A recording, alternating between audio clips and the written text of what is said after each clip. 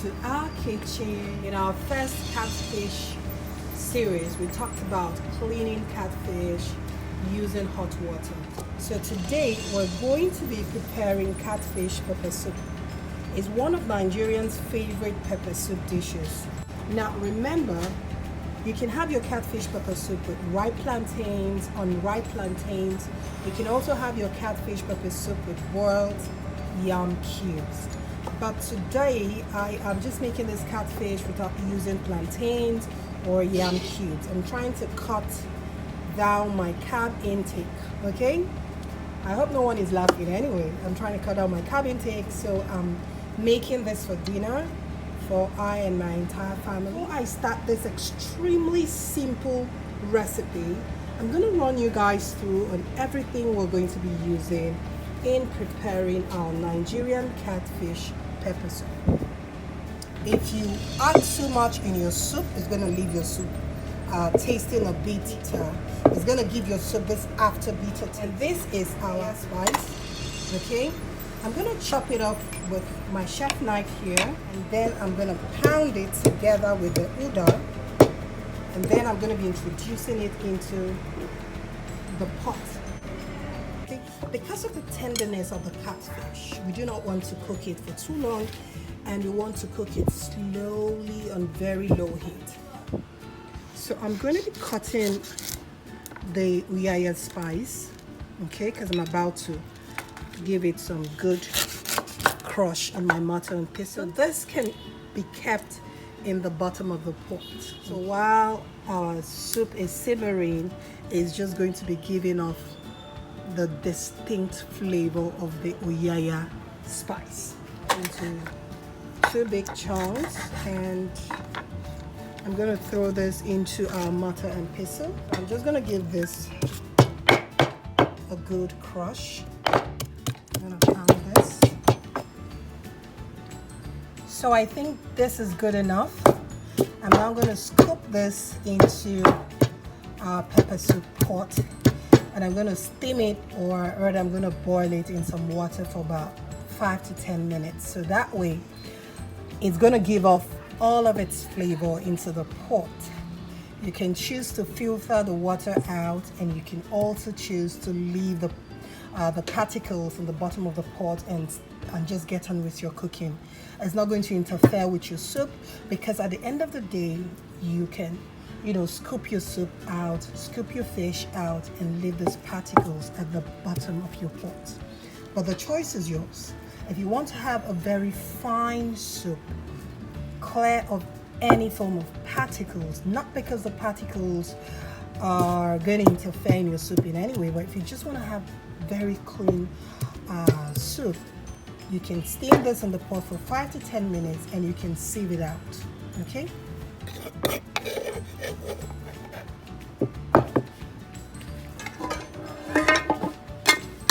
You can see the other uyaya stick is right here in the base of our pot.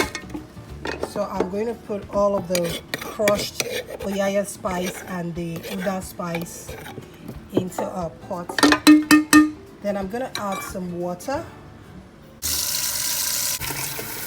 Can you see? So we're about to start the cooking process.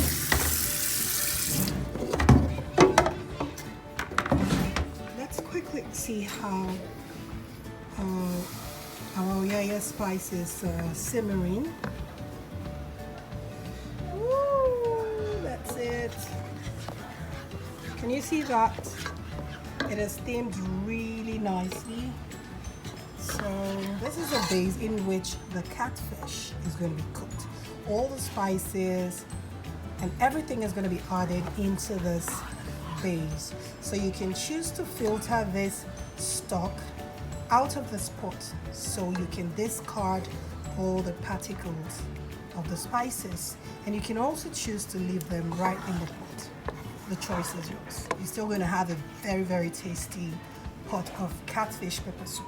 Here is our pot of pepper soup, or rather the pot we're going to be preparing our catfish pepper soup. I have brought it from the gas top, and I brought it to my working surface so I can add everything that I'm going to be using for for you all to see, and it's going to be a whole lot easier putting everything here, right here on the working surface.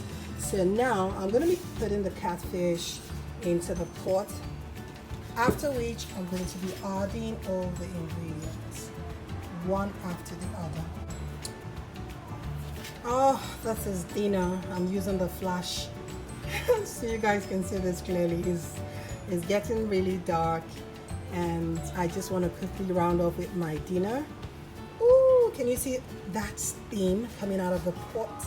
And can you see all the particles in the base of the pot? So you can choose to filter this out, but I'm going to leave this in my pot for added flavor, because the good thing about leaving all these particles in the pot is that as long as you continue cooking your soup, the particles are still going to be giving off its distinct flavor. It's not going to stop. As long as you keep applying heat to it, it's going to keep giving off the flavor, and it's going to be making your soup broth more flavorful. So I'm just going to leave everything in this pot, and I'll add my fish to it. Let's add our fish. Here is our catfish. So I'm going to be putting this in. Okay. I'm going to do this quickly. Then I'm going to quickly add the salt. Remember, I told you that the catfish cooks very quickly, so you don't want to spend so much time getting your ingredients. Make sure everything you need to use in cooking your catfish is ready, because once you throw your catfish into your pot of steaming water, the fish just has to go in immediately. And sometimes I actually cook the entire soup with the crayfish, with the uheri spice, with the salt and the seasoning cubes, and a bit of my favorite Cameroon pepper. I actually cook everything in the soup before introducing my fish. Okay, so that's basically another method, but this also is going to work fine as long as you're fast enough to throw in everything into your boiling pot of spice stock. Okay, what I'm adding now is my ground red scotch bonnet pepper, which I showed you in the beginning of the video. This is the red scotch bonnet pepper, and I'm about to add our ground onions, which I also showed you in the start of our video. This is the red ball onions. So everything is basically in our pot except for the uheri leaves and the red scotch bonnet pepper, which I'm going to be using as a garnish when our soup is ready. So I'm going to give this a stir. Another thing you should remember when making your catfish pepper soup or any meal that has seafood is you don't want to stir your soup with a spoon or a spatula or whatever it is. I'll always advise you to give it a good swirl like this. That way you don't crush your fish, you don't break your fish. Nobody likes a big piece of fish that is all mashed up or is looking really tired. So now I'm just going to taste for salt, seasoning and everything before taking this to the gas stove. So it's very simple, but it's also a bit tricky. Tastes good to me, but I think I need a bit more salt. Like I said, after this point, you don't have the luxury of correcting your soup. So make sure everything is perfect at this point. So we're taking this over to the gas stove. Guys, remember I told you that the temperature in which you're cooking your catfish pepper soup has to be really moderate. You don't want to overcook it, and you want it to cook slowly. That way your catfish is going to be tender. At the same time, it's not going to break. You're going to have your big chunks of catfish served in whole. So now I'm going to be showing you how the catfish is cooking. Can you see? I just put this on the gas stove So it's going to take a while. It's going to take about 5 minutes for it to actually start simmering, and it's intentional because I want the catfish to cook slowly. Now that is the secret of cooking fish. When you're cooking your fish, you don't want to overcook it. So now let me show you guys how low. When I mean low, I mean low. Can you see? It's really low. So this way it's going to cook slowly for about 15 to 20 minutes. So you're going to have tender fish that is well flavored, that is well seasoned, and it's not going to break.